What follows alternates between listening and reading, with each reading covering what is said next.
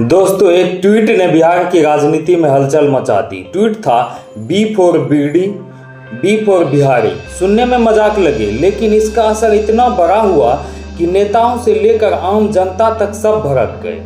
आखिर इस ट्वीट की असली कहानी क्या है, जीएसटी से इसका क्या कनेक्शन है और वाकई बिहार का अपमान हुआ है, आइए समझते हैं फैक्ट के साथ।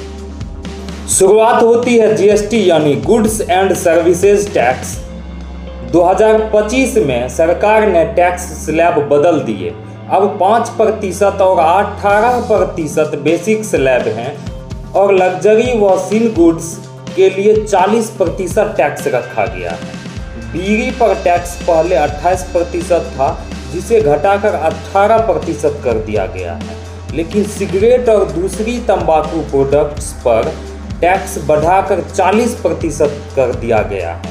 यही बात चर्चा में आ गई। इस बीच केरल कांग्रेस की सोशल मीडिया टीम ने लिखा, bidis and Bihar start with B can not be considered a sin anymore. यानी बीड़ी और बिहार दोनों बी से शुरू होते हैं, इसलिए अब पाप नहीं। पोस्ट जल्दी ही डिलीट कर दी गई, लेकिन विवाद भड़क चुका था। बीजेपी और जेडीयू ने कहा यह बिहार और बिहारियों का अपमान है। डिप्टी सीएम सम्राट चौधरी ने कांग्रेस पर हमला बोला। पहले आदरणीय प्रधानमंत्री जी की मां को अपमानित करने का काम किया और अब पूरे बिहार के अस्मिता के साथ खेलने का काम। राजद के तेजस्वी यादव ने भी कहा यह ट्वीट गलत था और हम इसका समर्थन नहीं करते। जो भी है ये गलत ट्वीट था, इसका हम लोग समर्थन नहीं करते। कांग्रेस ने सफाई दी, हमारा निशाना जीएसटी था, बिहार नहीं, और उन्होंने माफी भी मांगी। ये विवाद ऐसे समय में हुआ जब बिहार विधानसभा चुनाव नजदीक है।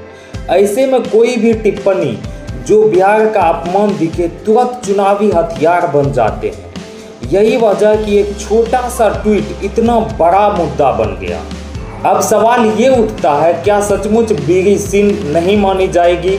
हकीकत ये है कि सरकार ने सिर्फ टैक्स घटाया है, कोई नैतिक घोषणा नहीं की। यानी टैक्स कम होना अपमान या मंजूरी देना नहीं होता। यही कंटेक्स्ट समझना जरूरी है।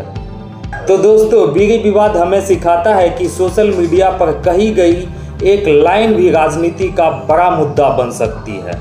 आपके हिसाब से क्या ये ट्वीट वाकई बिहार का अपमान था और बीड़ी पर टैक्स घटाना सही था या गलत? आप अपनी राय नीचे कमेंट में लिखिए और हाँ, रिसर्च बेस्ड वीडियो के लिए चैनल सचांतर को सब्सक्राइब जरूर कीजिए। धन्यवाद।